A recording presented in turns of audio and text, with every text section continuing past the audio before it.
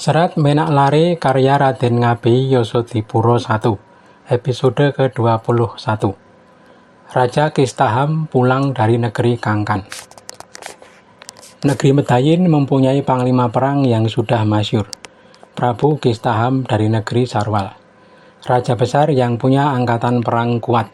Prajuritnya berjumlah 1 juta dengan 800 punggawa. Sebagai panglima kesetiaan kepada sang raja tidak perlu diragukan lagi. Raja Kistaham sudah menjabat panglima turun-temurun sejak kakek buyutnya. Semua kerepotan negeri Medayin rampung di tangannya. Sudah banyak negeri dia taklukkan. Sudah ratusan putri boyongan dia serahkan kepada sang raja Prabu Nusirwan. Sudah 3 bulan sang raja Kistaham mendapat tugas menyerang negeri Kangkan. Sekarang penyerangan itu telah mendapat hasil. Negeri Kangkan berhasil ditaklukkan. Raja Kangkan kalah dan ditangkap. Harta bendanya dijarah. Para tawanan dan putri boyongan dibawa ke Medayin. Pasukan Raja Kistaham telah meninggalkan Kangkan dan bersiap menuju Medayin. Pada saat yang sama, sang Maharaja Prabu Nusirwan sedang bertakhta di hadapan para punggawa. Raden Klono Jayengrono duduk di depan. Sudah 40 hari Raden Klono Jayengrono berada di Medayin.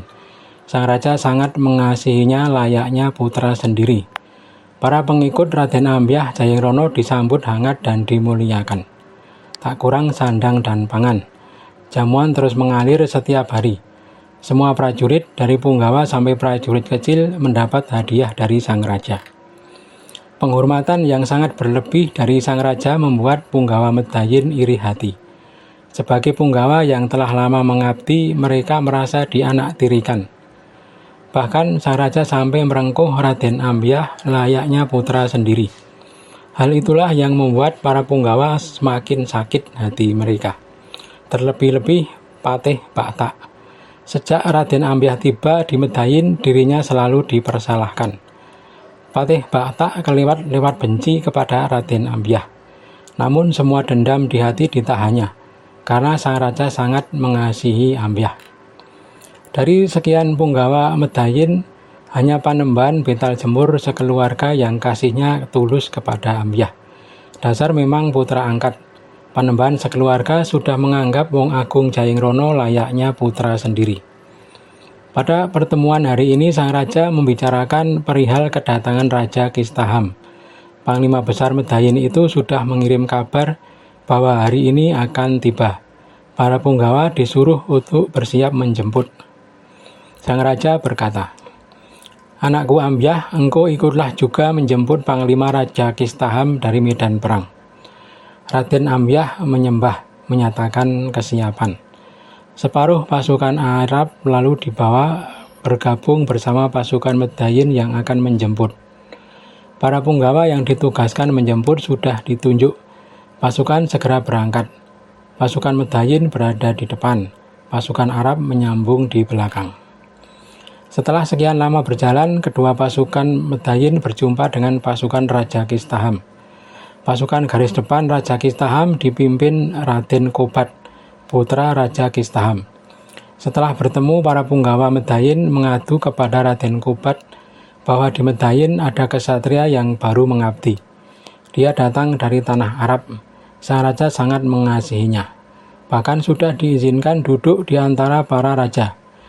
Kursi kosong milik Raja Kistaham yang diduduki. Raden Kobat ketika mendengar pengaduan para punggawa Medayin menjadi sangat marah. Seketika timbul dendam kepada Raden Klono Jayengrono.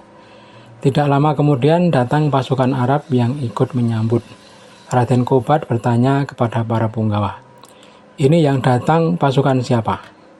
Para punggawa menjawab, "Pasukan orang Arab itu." Raden Kobat terus melaju, tidak mempedulikan pasukan Arab yang ikut menyambutnya. Karena tidak dianggap, pasukan Arab kemudian hanya menempati bagian ekor rombongan di belakang pasukan Raden Kobat. Tidak lama kemudian, semua sudah sampai di alun-alun Medayin. Sementara induk pasukan Sarwal yang dipimpin Raja Kistaham masih tertinggal jauh di belakang. Para pasukan yang telah tiba memutuskan untuk kembali istana lebih dahulu. Para punggawa kembali masuk ke balai pertemuan. Raden Kobat segera menempati kursi miliknya. Raden Kobat walau belum menjadi raja sudah dianggap punggawa besar yang diberi wewenang duduk di kursi. Dia sudah punya kursi sendiri. Raden Ambyah lalu duduk di bawah. Sang raja bertanya kepada Panembahan Betal Jemur, "Bapak, sebaiknya si Ambyah duduk di mana?" Panembahan menjawab, "Terserah kehendak Paduka saja." Karena Raja Kistaham belum hadir, maka Raden Ambyah diminta duduk di kursi Raja Kistaham. Raden Ambyah menyembah dan melaksanakan perintah. Jamuan lalu dikeluarkan untuk menyambut kedatangan Raden Kobat. Aneka makanan dan minuman dihidangkan.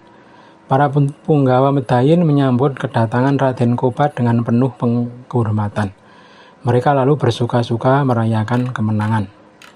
Raden Kobat sudah menenggak 4 gelas anggur. Tingkahnya mulai beringasan tak tahu malu seperti kera lapar. Dengan mata melotot, Raden Kobat menunjuk-nunjuk Ambyah dan berkata tanpa sumpan santun, "Hei, keparat dari pusar bumi, apa engkau merasa hebat berani duduk di situ, tempat duduk milik ayahku Raja Kistaham? Engkau tidak sadar dirimu hanyalah anak dusun di tengah padang Arab. Hei, monyet." Raden Ambyah Klono Jayengrono menjawab, "Aku tak peduli siapa ayahmu. Aku duduk di sini karena mendapat perintah sang raja. Dan aku duduk memunggungimu sesuai arah kursi ini." Raden Kobat semakin beringas. Kata-kata kotor kembali keluar dari mulutnya. "Keparat engkau, masih berani duduk di situ, aku patahkan lenganmu." Raden Kobat bangkit dari tempat duduknya, mendekati Ambyah. Tangannya bersiap memukul tengkuk Raden Ambyah. Klono Jayengrono bergeming tak gentar sedikit pun. Ketika Raden Kobat benar-benar memukul, Ambyah menahan dengan tangannya, lalu balas memukul belikat Raden Kobat. Raden Kobat jatuh terkapar. Tidak kapok, Raden Kobat bangkit dan menghunus pedang. Dengan sekuat tenaga, Raden Kobat menebaskan pedangnya. Raden Ambyah dengan tenang meraih tangan Raden Kobat dan menekan pergelangan tangannya. Pedang seketika jatuh. Masih dalam posisi duduk, Raden Ambyah lalu mengangkat tubuh Raden Kobat dan membantingnya. Raden Kobat pingsan cukup lama. Setelah siuman, dia kembali duduk di tempat semula. Sang raja berkata, "Nak Ambyah ini kelewat sabar, sudah dipermalukan tapi tak mau membalas." Para punggawa yang mendengar perkataan sang raja seketika panas kupingnya. Mengapa sang raja masih membela Ambyah, sedangkan Raden Kobat adalah perwira yang baru saja berjasa pada negara? Sang raja kemudian membubarkan pertemuan. Para punggawa kembali ke kediaman masing-masing. Pada pukul 4 sore, Raja Kistaham baru sampai di kota. Raja Kistaham masih sempat bertemu dengan beberapa punggawa yang masih berada di istana. Mereka kemudian mengadukan peristiwa yang terjadi tadi siang. "Kami mau menolong, tapi takut kepada sang raja yang tampak lebih memihak Ambyah," kata para punggawa, membuat hati Raja Kistaham panas.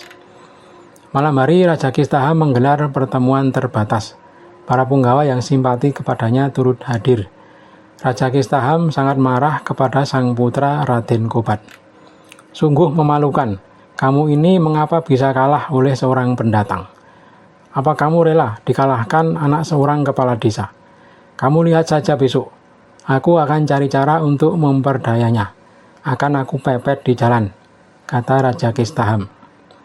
Keesokan harinya, ketika bersiap menuju balai pertemuan, Raja Kistaham menunggu kedatangan Ksatria Jayengrono. Ketika baru saja turun dari kuda, Raden Ambyah dihampiri Raja Kistaham. Raja Kistaham pura-pura ramah dan merangkulnya. Sambil merangkul, Raja Kistaham menekan pinggang Ambyah dengan sekuat tenaga.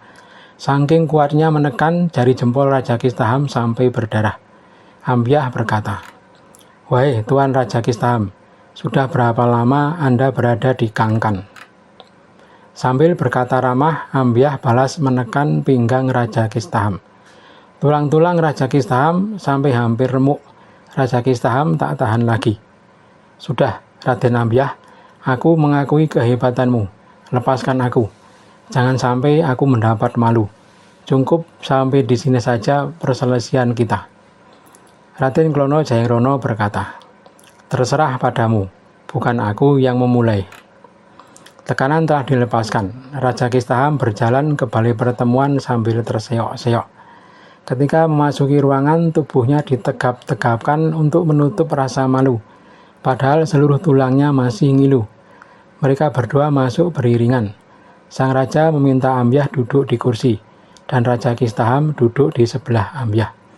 Sang raja berbisik kepada Panembahan Betal Jemur, "Bapak, mengapa dua orang itu terlihat rukun?"